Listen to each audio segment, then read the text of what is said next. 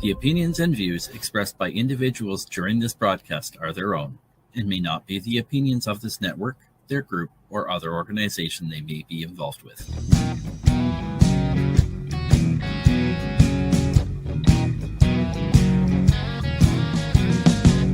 I'm looking at myself, reflections of my mind. It's just the kind of day to leave myself behind. So gently swaying through the fairyland of love. If you'll just come with me, you'll see the beauty of Tuesday evening news. Tuesday evening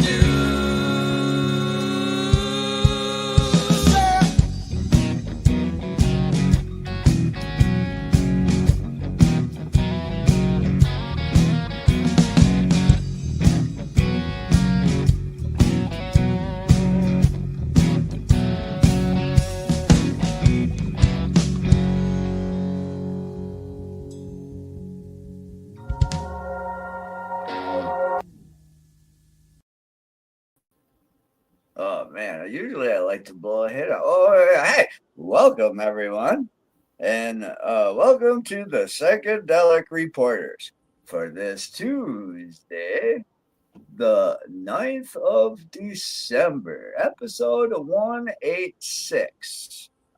Here on NOK Network, the video news podcast focused on psychedelic medicine, being reported in mainstream media. Shout out to the guys in Dead Ringer from Kirkland Lake, Ontario for the awesome intro track. So stop hitting us with that copyright, assholes. Originally recorded by the Moody Blues with some customized changes for our show. I am joined by my amazing joint hosts, Tara Simpson and Buffalo Various, who has chosen all of our stories for us. Hello, Tara.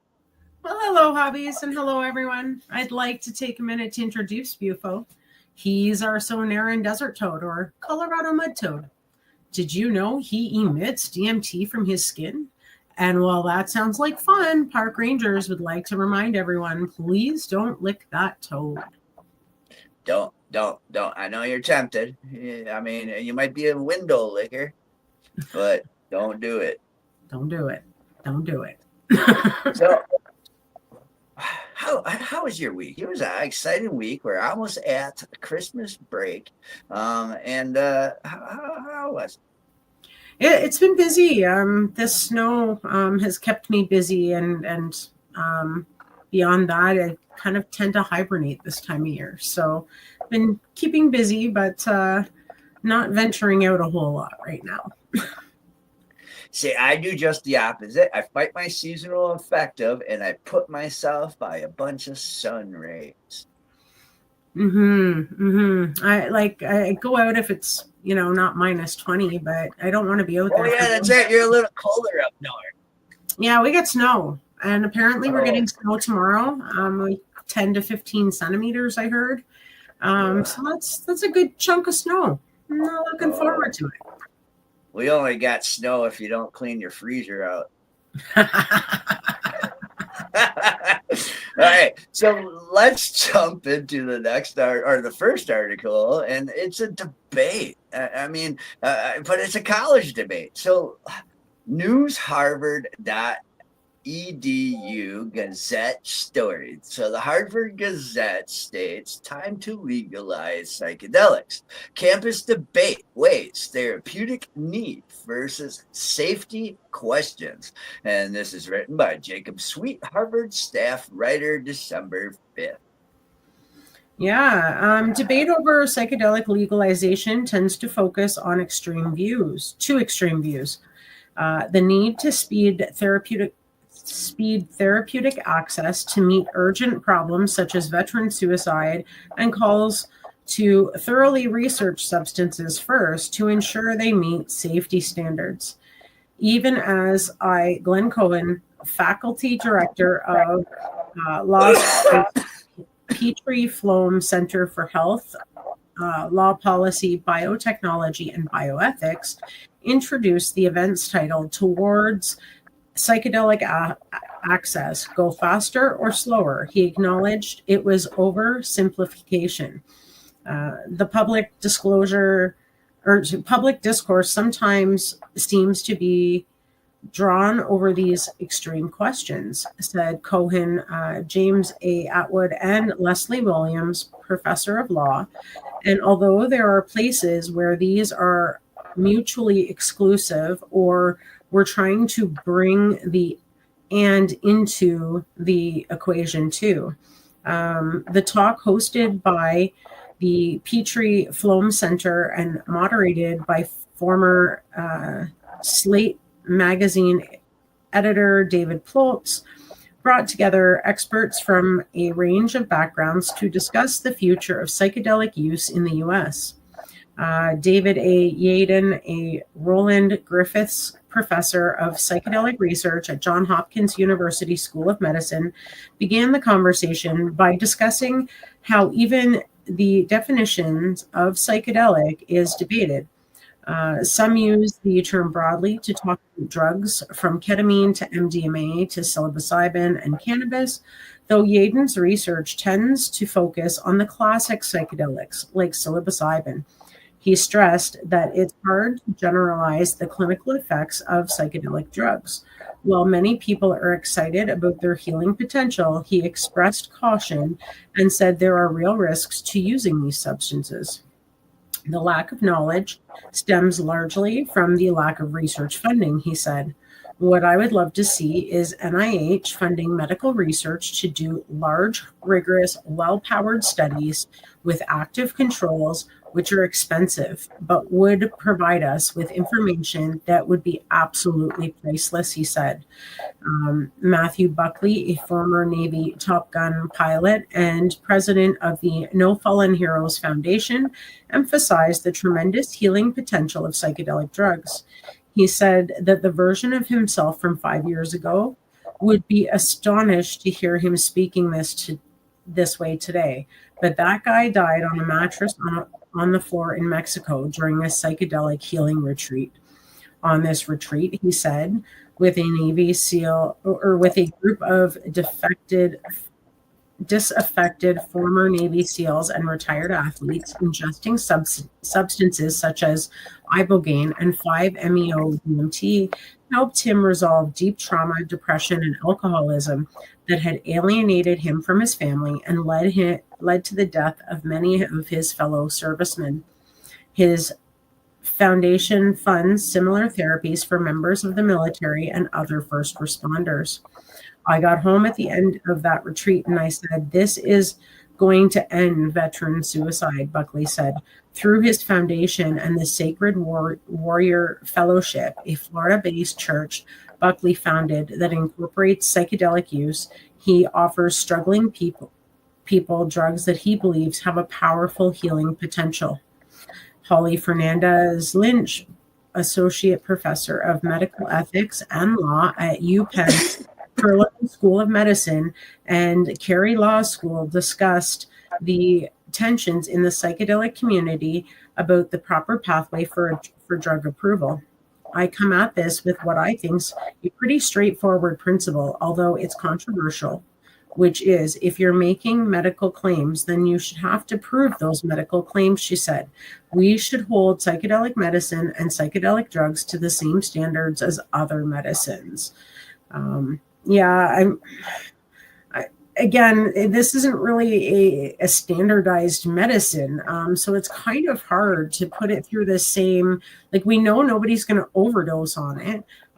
That's never happened in history. It holds the same claim, like psilocybin in particular, as cannabis. There's been no known deaths associated with overdose of this substance. It's not as harmful as they think it is. Does it need to be as rigorously tested? I don't think so. Not to that extent, but there's already studies proving that this works. So what the hell? Right. And it doesn't also state if these people come from a belief of non-abstinence life. A lot of these doctors in the health field are living a abstinence life themselves because they had a problem. Right. So she acknowledged that this is difficult. I've sat next to ALS patients or family members, and they look at me and they say, "You're evil. Why don't you want my family member to have access to this medicine?" She says it's more complex than that. She wants people to have access to the most effective drugs, but she wants them to understand how the drugs can be used and what their effects might be, and how they can be used safely. As scientists, said Yaden, we're not for or against psychedelics. We want to report the facts and produce knowledge of risk and benefit profiles. Although psychedelic studies can be quite expensive, in part because it's difficult to maintain a control group of people who believe they've taken the experimental drug. He says this difficult is not unique to psychedelic drugs. All psychotherapy research, for example, has this issue, and many other substances as well. He said, we just don't talk about those as much. Buckley argued that his slow methodological approach does not meet the urgent problem of veteran suicide. There's got to be a happy medium. I think the West, we have this massive ego. Like, we just discovered these compounds. Let's study them for 20 years. Are you kidding me? Well, Lynch said she understood the desperation people feel as they try to access certain potentially transformative drugs. She noted that there's a downside. There's lots of snake oil salesmen out there who would be willing and ready to take advantage of people who are desperate. Yeah, big fucking corporate asshole. Oh, wait, my bad. In certain cases, quick commercialization of a previously illegal substance can have unintended consequences. An audience member told an anecdote about a dispensary that offered a discount to patrons who spent a great deal of money on cannabis. I might be eating these words, said Kat Packer, director of the Drug Markets and Legal Regulation at Drug Policy Alliance, but I think there has to be some level of oversight and regulation. Though she supports decriminalized efforts in psychedelics and other drugs, she said that with cannabis specifically, commercialization sometimes went too far too fast, while other areas continue to overregulate the substance. I think it requires a delicate branding act, she said. Well, there's a lot of Indians giving their fucking mind, everybody having a fucking idea, and everybody just contradicting everybody. Yeah. I get we want to make sure it's safe and effective, but we know that it's safe and effective by the studies that have been done so far. There's been no negative outcomes. So why can we not put it into real-time use and then take that data as well? Right? So, I agree so much. Consent. It's no different than the doctor writing you a prescription for an antidepressant. It comes with risks. It comes with side effects, right? Yeah.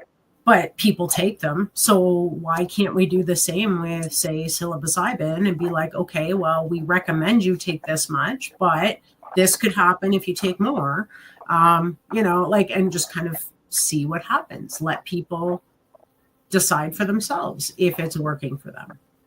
Right. And a lot of these medicine companies are trying to patent the psychedelics as well. Like, they want it, but they want control of it. Exactly. So until they can patent it, you're not going to see it become a real, big thing for, you've got a few states that have legalized it and have treatment centers and stuff.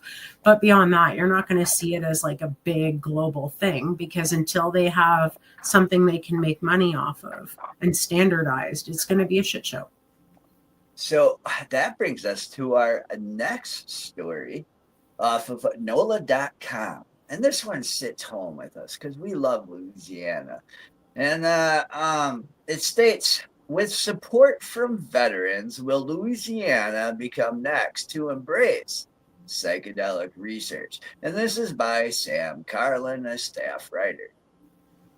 Yeah, retired Major General Glenn Curtis spent a decades-long career climbing the ranks of the Army, deploying in 2004 to Iraq and returning home to eventually serve as the leader of the Louisiana National Guard under two governors during major hurricanes, floods, and other disasters.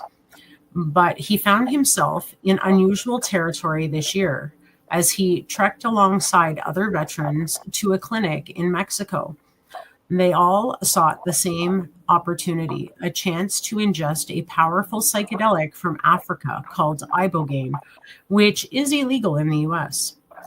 Curtis and his son had traveled to Tijuana as part of an ongoing pilgrimage of military veterans, many of them former Special Forces operatives who faced debilitating symptoms from traumatic brain injuries, post-traumatic stress disorder, and other conditions. Former NFL players and other armed forces members have also sought out psychedelics like ibogaine, a root long used in religious rituals in Gabon, Africa. Curtis said he had an intense experience while on the psychedelic, which he described as watching someone weld his neck back together. The next day at the Ambio clinic that offers psychedelic assisted treatment, he took another hallucinogen, DMT. By the end of the trip, he said he felt dramatic improvements in his PTSD and traumatic brain injury symptoms, which he heard from others who also traveled to the clinic this spring. He formed a nonprofit help Louisiana veterans access the same treatment. And by October, he told the state Senate task force about his experience. You get a new lease on life when you get a new lease on life you never had before, Curtis said. There's so much peace and tranquility associated with it. It's hard to even describe. Unlike coalitions of veterans, former professional athletes, and government officials, including former Texas Governor Rick Perry, have pushed for access to psychedelics like ibogaine. The movement recently culminated in Texas lawmakers setting aside $50 million to study the drug in hopes of receiving approval from the U.S. Food and Drug Administration for use to treat addiction and other ailments. Now, Louisiana may be next in line. That's cool. Yeah. So earlier this year, State Senator Patrick McMahon, a Covington Republican, formed a task force to explore alternative therapies for veterans. I would have liked to get paid to just, I think they should do drugs. Wait, my bad. At a meeting last month, Curtis and a host of the other combat veterans told lawmakers that ibogaine and other psychedelics gave them results that traditional pharmaceuticals never did.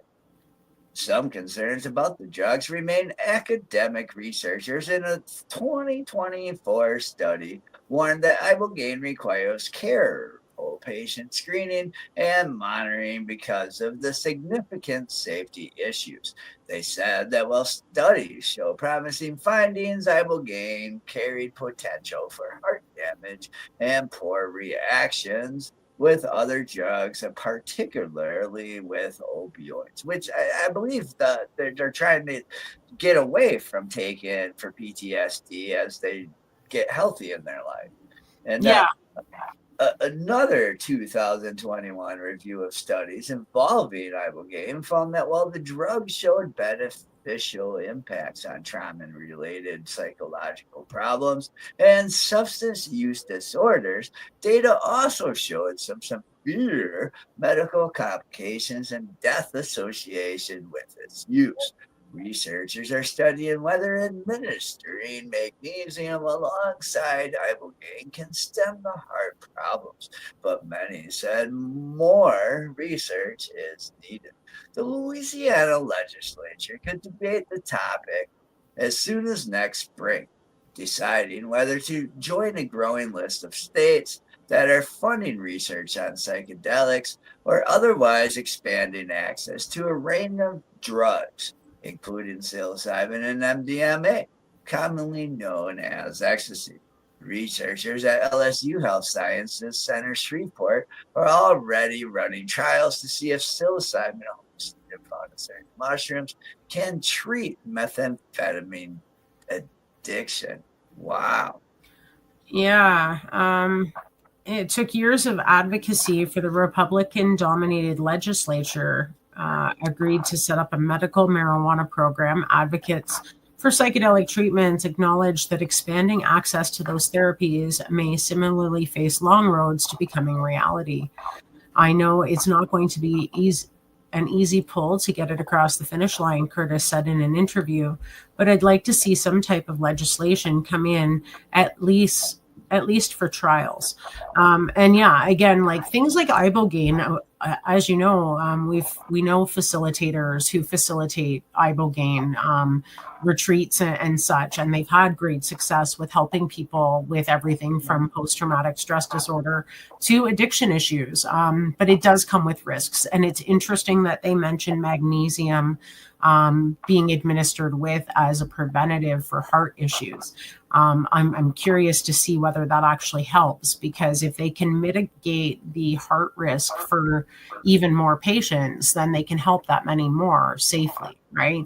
Ibogaine's not one of those things you just go and take willy-nilly on your own, because it does come with risks, but it is highly successful in treating all of these things from what we are seeing in the behind the scenes movement, right? So very cool that they're looking at that. Very promising. Ibogaine advocacy took off in the United States as Howard Lotsoff, then 19, ingested it in 1962 while trying to get high. He had been living in New York and addicted to heroin, and reported an experience so powerful he said it cured his addiction. He spent the rest of his life trying to expand access to the drug as a medical treatment. But while the federal government at one point approved its use in clinical trials in the 1990s, ibogaine has not become widespread. The potential for heart issues has led to the lack of studies on its use. A handful of people have died over the years from cardiac problems brought on by the drug. It was looking very promising as a possible therapeutic, said Jennifer Mitchell, a neurology professor at the University of San Francisco and an expert on psychedelics. It just every once in a while you have a death. And again, there's tests they can do to mitigate that, as most of the facilitators are doing currently. They're doing screenings for heart issues and drug screenings to make sure no one's sneaking a little opioids in there before their treatment, right? Because they need to make sure that they're being safe. Psychedelics have shown incredible efficacy, Mitchell said, but the federal government has hesitated to approve them for clinical use. The U.S. classifies ibogaine as a Schedule I narcotic, meaning it has no medicinal value and is in the same category as heroin. That label has also limited clinical trials on it. In a recent Stanford University observational study, researchers monitored patients at Ambio, the clinic in Mexico where Curtis went. The study's authors reported dramatic improvements in the patients, while suggesting magnesium administered alongside ibogaine could help prevent heart arrhythmia concerns. While the federal government hasn't embraced psychedelics, some states have. And Mitchell said they have largely been left alone by the feds when it comes to studying or even opening access to certain drugs. In the case of ibogaine, Mitchell said the Stanford study was encouraging, but the drug needs more trials where participants are screened or treated for cardiac issues. This is a remarkably bipartisan issue, she said. Both sides seem to be into this idea that there should be some novel way to treat these horrible conditions. And I agree. I mean, like, let's speed the process up here and start looking at other things, because what we're doing now isn't working. I agree. And momentum in Louisiana. Okay, so the coalition pushing for access to psychedelics may have found an important ally in Louisiana. Mick Mapp, the Covington Republican who chairs the state Senate's Health and Welfare Committee, passed a resolution at the end of 2025 legislative session, creating the task force to explore alternative therapies for veterans. The move was prompted by friends of his who served in special forces and who saw results from taking ibogaine or psilocybin. The hallucinogen found in certain mushrooms, he said in an interview. McMath says he's not sure and will come to the task force, but he says he wants the legislature to consider ways to open up access to psychedelics that are helping veterans and the rise in suicide rates among former troops. We've got a knowledge that treatment saves lives, McMath said.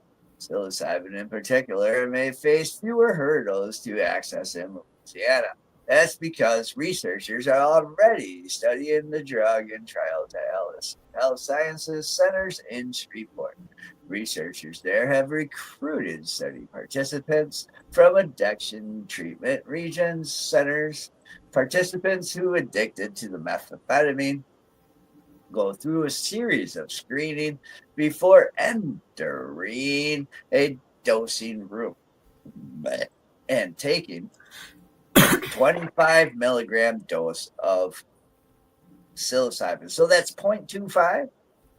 I'm assuming so, unless they're like, maybe they're extracting straight psilocybin, like that could be different. Like right now, rule of thumb is like a 0.25 would be that dose of like whole mushrooms, but that doesn't mean you're getting that in actual psilocybin, right? Like, because every batch can vary and so on and so forth. So they're using obviously a standardized extract, maybe.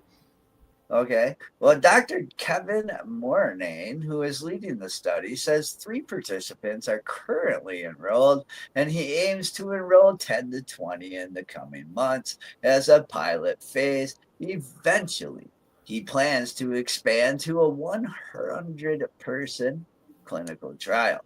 It's very early in the process, Mornane said, but very early results are incredibly encouraging. I see a puppet helping in this somehow in a video or something like, hey, Space Cadet, you're about to go on a trip, a very good trip, but trust that's a whole nother show. Anyways, LSU Health is among many research institutions studying psychedelics. Researchers all over the country have conducted a host of clinical trials on the drugs, many of them with encouraging results. Moraine said he's especially interested in the potential for psychedelics to help people addicted to meth, and which is a growing problem in Shreveport, where his lab found meth is ubiquitous in wastewater. Meanwhile, ibogaine faces significant barriers to federal approval because of the heart risk, Murnane said. And while the study is needed, Murnane said early indications are that psilocybin may offer similar results with the cardiac risk. Last year's psychedelic opponents were hopeful the U.S. Drug Administration were finally prepared to approve MDMA as a treatment for PTSD, which would have been a landmark moment in expanding access to the drug. Wow. I'm just looking for it. But the FDA, in something of a surprise, decided not to approve the drug, citing problems with the ability to have a legitimate placebo group and conflicts of interest, among other things. Murnane said there are legitimate concerns around approval of such drugs. It can be difficult to conduct a truly double-blind study because it's difficult to simulate the drug's effects on a placebo group. But given the crisis faced by many veterans, he questioned whether it matters if positive results come from the drug are placebo effects or not. Many veterans are not getting their mental health needs met, and he said we have to find a way to do that. And again, I mean, if they take a placebo and they benefit, they're not hurting anything.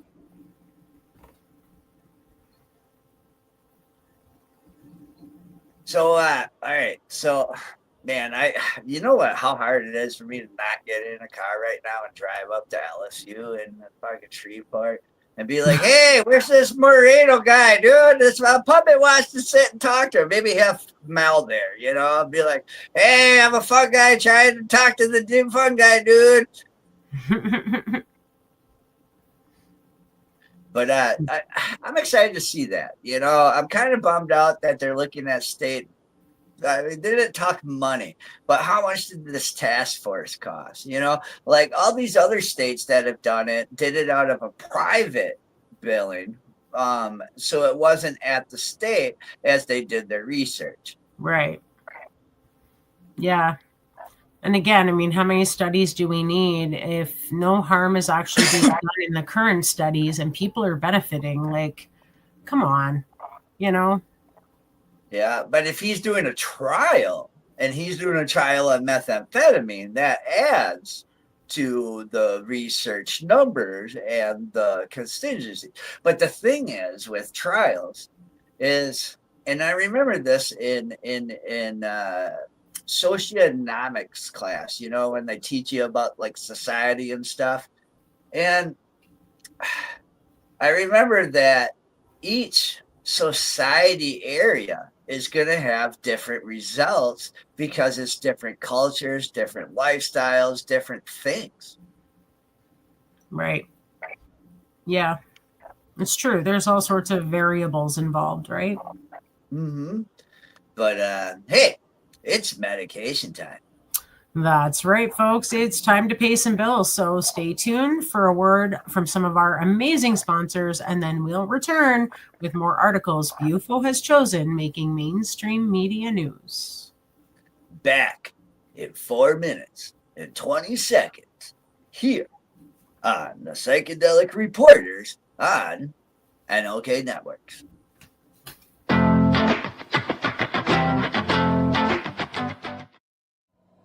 Hey, hi, my name is John Mark, aka Sublimator Warrior, and I would like to welcome you to Smoke Signal in Tyendinaga. One dab make your whole dome drip sweat.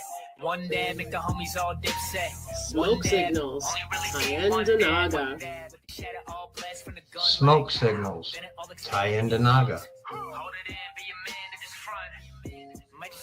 Smoke Signals, Tyendinaga. Ooey, ooey, gooey, that's a sticky dab. Sticky dab. Might just have to put this one on Instagram. Smoke Signals, Tyendinaga. Hold it in, feel it in your ribs. Smoke Signals, Tyendinaga. Check us out in Tyendinaga. 55 Highway 49 in Tyendinaga. It's on the res, and we're open from 10 a.m. to 8 p.m. 7 days a week.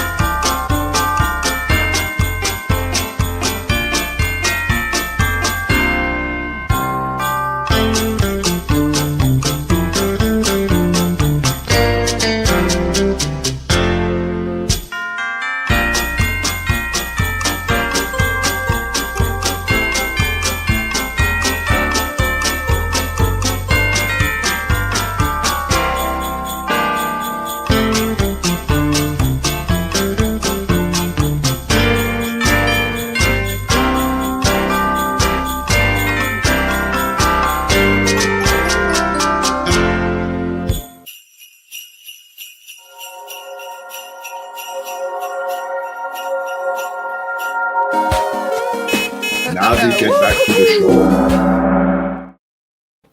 And we're back from our medication session live here on Psychedelic Reporters on NOK Network. You know what I realized? What's Todd that? fucked up. He didn't do the third article. He went to a break because he wanted to get high. He ran out of weed. I know, but it was break time. Oh, right. Anyways, sometimes we chat too much. There's nothing wrong with it. We do it and we have fun and we hope we're entertaining you as well. Oh, wait. Oh, shit. I fucked over your lines. My bad. No, I did mine. Now we got another. Okay. Well, we have another set of stories coming at you from the realm of psychedelic medicine. So let's get at it. Jay let me take a hit of a bong. So research.stjoes.canada. Okay. So St. Joe's Healthcare, Hamilton. Then Bufos told me that they just broke ground on this, and this was the only thing that was from their website about the whole thing. So it's Center for Health Innovation and Research in Psychedelics. Wow, this is going to be awesome. So this is really cool because Hamilton, where this apparently is happening, is just down the road from me. It's where my daughter lives. And they're a big hospital setting. So this is kind of cool that they're doing this research there. The Center for Health Innovation and Research in Psychedelics at St. Joe's is dedicated to advancing the science of medicinal psychedelics with demonstrated effects on serotonin pathways, neuroplasticity, anti-inflammatory effects, and functional connectivity in the brain. Psychedelics represent a new frontier in medicine, one in need of strong evidence to guide us. As an academic health sciences center with decades of experience leading international multi-center clinical trials, St. Joe's Healthcare Hamilton is in a unique position to lead research in medicinal psychedelics. We are Ontario's second largest provider of mental health and addiction services, and one of the only specialties psychiatric centers in the country attached to an acute care hospital.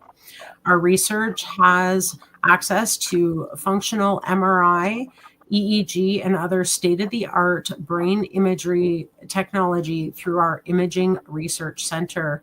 Emerging psychedelic research pathways align with our existing clinical and research specialties. Additionally, our work at the Michael G. DeGroot Center for Medicinal Cannabis Research highlights our experience in generating evidence in novel areas of medicine that was saturated with anecdotal belief. By translating knowledge into actionable, understandable insights for physicians and patients, our research has helped improve our understanding of the possible benefits and risks associated with medical cannabis and sort fact from fiction. Wow. Yeah, no kidding. Through the research of Institute of St. Joe's Hamilton, the Center for Health Innovation and Research in Psychedelic offers researchers access to proven infrastructure to deliver definitive results for studies in medicinal psychedelics. Our goal is to deliver safe, ethical, and high science to determine the potential of new psychedelics to care options for patients who have a few alternatives. Areas of exploration. This center's research opportunities are aligned with many of the clinical strengths at St. Joe's, including mental health, depression, anxiety, addiction, and substance use, pain medicine, neurology, such as Parkinson's disease, gastrointestinal diseases, palliative care, and emerging areas such as weight management and anti-inflammatory results. Their team, Anthony Adeli, Chief Innovation Officer, SJHH. The Center for Health Innovation and Research in Psychedelics is an official research center of the Research Institute of St. Joe's Hamilton, based at St. Joseph's Healthcare Hamilton. Man, this is really exciting. Yeah, it's pretty cool that they're doing these psychedelic studies there. So just down the road from me. Wow, man. So I went to, there's another clinic on the hospital where they're actually taking 3 clinical studies right now, applicants. Oh, cool. So on that link, eh? Yeah, like somewhere on, like in those pages. I was like, oh, what's that? And yeah, he said a little slogan, like it was like a little, like a sentence of him saying, "We are so proud of this program." Yeah, like one of them, and we're starting 3 trials. Yeah, so that. Cool. Very cool. Yeah, I was more upset that there wasn't a huge thing, that no reporter sat down and talked to this guy yet. Kim, I know you're in the background. Get this guy an email, man. You dare talk to this dude. So our next article, New York City streetsblog.org. Acid test. Will doing ayahuasca finally get the drug agents to stop parking in the bike lane? Watch as I consume a psychedelic drug known for revelatory visions and trigger warning inducing vomiting, in hopes of getting federal drug agents out of the 10th Avenue bike lane. And this is written by Gersh Kuntzman. And there's also a video that Kim will help us play after the article. Great read. Yeah. So it's a very simple question. Why are agents with the Federal Drug Enforcement Administration allowed to park in the 10th Avenue bike lane? Ever since we started asking back in September, we've gotten no answers from the Department of Transportation, which spent considerable time, effort, and money to build a double-wide protected bike lane from 14th to 52nd Street, only to see it rendered useless between 16th and 17th Street because Drug Enforcement Administration agents seized it for parking. Nor have we gotten any answers from the DEA. But no answers can provide clarity regarding why 2 branches of government are conspiring to force cyclists into traffic where they could be killed or maimed. We protested by smoking a joint in the bike lane. We ramped up by snorting a substance powder. On a recent day, I was back to take ayahuasca, the psychedelic drug known for its revelatory visions and inducing vomiting. It's like war on drugs meets war on cars. If throwing up all over the bike lane doesn't get the DEA to find another place to park, we don't know what will. Though, if you have any ideas, please put them in the comments. All right, let's bring up the video. That's right, everybody. It's Gersh Kunstman from Streets Blog, and you know where we are. We're in the 10th Avenue bike lane, which has been commandeered by the jackbooted thugs of the Drug Enforcement Administration. Now, we have tried to get them out of the bike lane. We've smoked the doobie. That's right, Jimmy, show that. We snorted some of the Bolivian marching powder. You remember that from last week. And today, we're going to do, come on in here, Jimmy. We are going to do some ayahuasca. It's the Psychotria viridis shrub. We've got some of the ayahuasca. I'll put this away for later. And we've turned it into a tea, a ceremonial tea. Now, let me tell you something, guys. The ancients have long known, and not just the ancients, also my friend Lawrence, but the ancients have long known that ayahuasca gives you a psychedelic trip. I don't know, I may connect with my past, I may connect with my present, I don't know what I'm going to experience, but the one thing they all say is it's not a pleasant experience. Jimmy, come on a little closer. They say you may experience diarrhea, you may vomit during the experience, and you won't even know it's happening because you're going to be on a psychedelic trip. So join me as we try to take back the bike lane by doing ayahuasca in the bike lane. Here we go, Jimmy. No cuts. Okay, it's going to take a while to take effect, but while it's taking effect, I wanted to read to you what Healthline says about ayahuasca. It says, look, everybody has a different experience. Some people experience euphoria and a feeling of enlightenment, while others go through severe anxiety and panic. It's not uncommon for those taking ayahuasca to experience both positive and negative effects from the brew. So I don't have a shaman with me, so I'm on my own. Let's see as it takes effect. I'll keep drinking. Ayahuasca!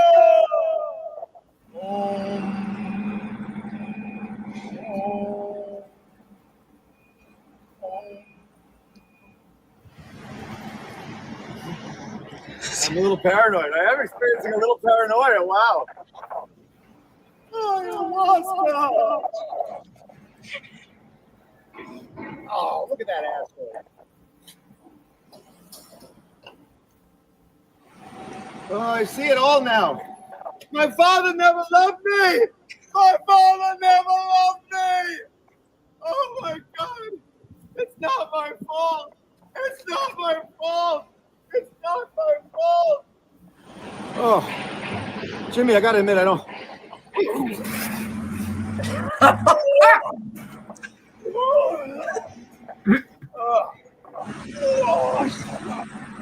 Get out of here, pigeon. No, you. You fucking pigeon. Get out of here. Oh, ayahuasca. We left a little shit in the back line. This pigeon wants to eat it up. Whoa! We showed those jackbooted thugs, didn't we? Ayahuasca!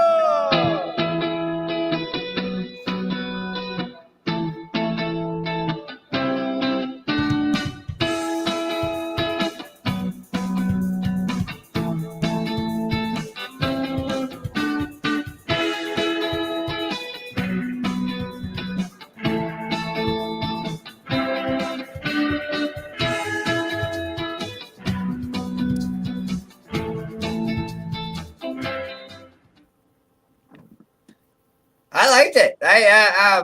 He brings up a great point. I mean, why they're drug enforcement agency? So I mean, it's not like there's homeland security and it's an immediate threat. You know? Yeah, like what makes them more important than anyone else who's not allowed to park there? Just saying. It's like cops parking in the handicap spot, or delivery drivers parking in a handicap spot. You just don't do it. Don't do it. No. Right? Like, there's no emergency big enough that you need to infringe on a disabled person's parking spot. No, not at all. Not at all. So, our next article comes out of psychiatrictimes.com, and psychedelic PSX-001 for generalized anxiety disorder, a convention with, or a conversation with Lou Barbato, MD. So the key takeaways are PSX-001, a psilocybin-assisted psychotherapy, showed significant improvements in anxiety, mood, and quality of life in a phase 2 trial for GAD. The combination of psilocybin and psychotherapy offers a novel approach, potentially transforming anxiety treatment beyond symptom management. And rigorous studies are changing perception of psychiatric therapies, positioning them as completely tools in psychiatry. PSX-001 demonstrates a favorable safety profile with no serious adverse events, supporting its advancement into late-stage development. Clinical conversations. Wow. So you will read this part, I'll read the question, and you read the answer. How's that? Okay, sounds good. Earlier this year, IncanX Health shared positive data from its phase 2 clinical trial of PSX-001, formerly known as PSI-GAD, a psilocybin-assisted therapy treatment for generalized anxiety disorder. Investigators found statistically significant and clinically meaningful improvements across every key endpoint assessed in the study, reinforcing PSX-001's potential as a potential therapy for patients with moderate to severe GAD. Psychiatric Times sat down with Lou Barbato, MD, the Chief Medical Officer of IncanX, to discuss this news and overall potential of psychedelics in treating mental health disorders. So, Psychiatric Times in IncanX recently shared some information on PSX-001, a psilocybin-assisted psychotherapy treatment for GAD. How could PSX-001 alter the treatment paradigm and improve outcomes for patients with anxiety? GAD remains one of the most common and burdensome psychiatric conditions, yet many patients continue to struggle despite currently available medications and therapy. PSX-001 represents a fundamentally different approach. Rather than simply suppressing symptoms, the combination of psilocybin and guided psychotherapy helps patients process thoughts and emotions in new ways. The psilocybin experience appears to make patients more open to therapeutic processes and can loosen rigid patterns of thought behavior, increasing the impact of psychotherapy itself. In a phase 2 study conducted by IncanX, PSX-001 demonstrated clinically meaningful and statistically significant improvements across all validated measures, including reductions in anxiety, improved mood, enhanced quality of life, and better day-to-day functioning. To emphasize, nearly half of participants achieved a 50% or greater reduction in their Hamilton Anxiety Rating score compared with baseline, alongside significant improvements in quality of life measures. These results position IncanX as a global leader in anxiety innovation and suggest that PSX-001 could meaningfully change how clinicians treat anxiety disorders, moving beyond symptom management towards real lasting improvements in well-being. So there has been some hesitation associated with psychedelic-assisted psychotherapy, such as MDMA-assisted psychotherapy. Can you share your thoughts? This hesitation, do you believe psychedelic-assisted psychotherapy posed to change the psychiatric landscape, and why? The hesitation is understandable. These are powerful compounds, and psychiatry is a field that rightfully values safety, structure, and evidence.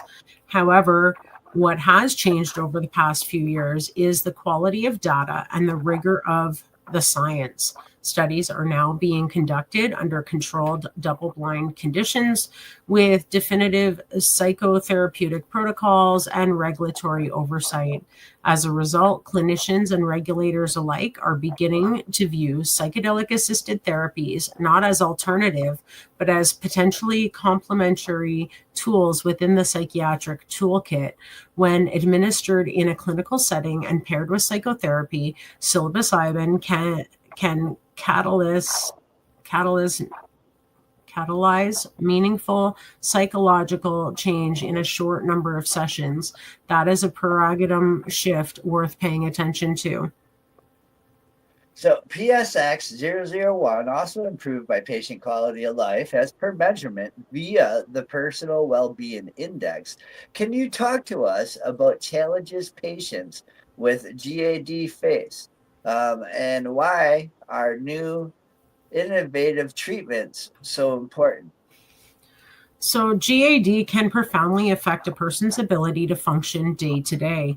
Patients often live with constant, uncontrollable worry, sleep disturbances, fatigue, and difficulty concentrating. Treatments like selective serotonin reuptake inhibitors are effective for some time, but they primarily work by suppressing anxiety rather than addressing its root cause. Even with these medications, symptoms often persist or return. Innovative treatments like PSX-001 are important because they target both the neurobiological and psychological aspects of anxiety. By combining the neuroplastic effect of psilocybin with structured psychotherapy, PSX-001 offers not only symptom relief, but a shift from the mere suppression towards hopefulness and meaningful change. Patients experience improvement in overall functioning and well-being, helping them live fuller, more engaged lives. So, psychedelic treatments are occasionally associated with increased suicidality, psychosis, or prolonged psychological distress. Can you share some details about the safety profile of PSX-001 and how does it differ from other psychedelic treatments? Safety is at the core of our program. In our phase 2 trial, PSX-001 was well tolerated with no serious adverse events reported among the 73 participants. Each treatment was conducted in a controlled supportive environment under supervision of trained clinicians. The therapy component is essential as it provides a structured framework for patients to process their experiences safely. Our formulation, dose, and protocol have been carefully designed to maximize therapeutic benefit while minimizing risk. Our results indicate that PSX-001 can be administered safely when proper preparation, dosing, and integration support are in place. These findings highlight its favorable risk-benefit balance and support its continued advancement into late-stage development. It is important to note that this was a relatively small study. While no safety issues related to suicidality, psychosis, or prolonged psychological distress were observed, Incantex plans to conduct larger clinical trials. As the number of participants increases, we will gather additional safety data to further evaluate PSX-001's risk-benefit profile. Do you have any recommendations or best practices on treating GAD to offer your peers? I think it's important for clinicians to take a holistic view, recognizing that GAD is not only neurochemical disorder, but also one of mindset and coping patterns. While medication and psychotherapy remain mainstays, emerging therapies like PSX-001 highlight the potential of integrating biological and experiential modalities. For now, I would encourage clinicians to stay informed about these developments, consider participating in clinical research, and approach the evolving field of psychedelic medicine with both curiosity and scientific rigor. Where did I go? You're at anything else? Oh, yeah. Anything else would like clinicians to know? The psychiatric field is entering an exciting phase of innovation. At InCanX, our goal is not simply to create new drugs. It's to reshape how we think about mental health treatment by addressing the underlying biology and psychology together. PSX-001 is an example of how thoughtful, evidence-based integration of psychedelics and psychotherapy could redefine care for patients who have not found relief through conventional means. We are excited to continue that journey with our centers of excellence, global research partners, and clinical community. Equally important, we believe collaboration with patient advocacy and support groups is essential. Many of these organizations play a critical role in empowering patients, and we want to ensure their voices help shape how new treatments are developed and delivered. Very cool. Thank you. Dr. Barbado is the Chief Medical Officer of InCanX Healthcare. Wow. Yeah, very cool. Looks like they're going into bigger trials, which is, that's what we're waiting for. Like, come on, speed this up, guys. Get, a few 100,000 patients in there, show them that, hey, nobody got hurt, nobody died, nobody even ended up in the hospital, and most of them are better. Guaranteed it's not a cure-all for everyone. Other substances may play a part for some people better than others, but at the end of the day, if it's safe and it's working. I agree. So I'm curious to how all these today's articles are going to go and continue, and stay tuned as you watch as news keeps growing here on Psychedelic Reporters. So that brings us to thank you for joining us here on Psychedelic Reporters on NOK Network, and for tuning in to our video podcast on NOK Network's Rumble and YouTube pages, as well as our social media sites. That's right, folks. We hope you've enjoyed your update today on mainstream media coverage of psychedelic news and advancements from around the globe. Many thanks to our sponsors and to my joint hosts, Tara Simpson and to Bufo Farias, for choosing the stories, and to you, our listeners, for joining each week on Psychedelic Tuesday. Let's hear from Dead Ringer again from Kirkland Lake on our way out.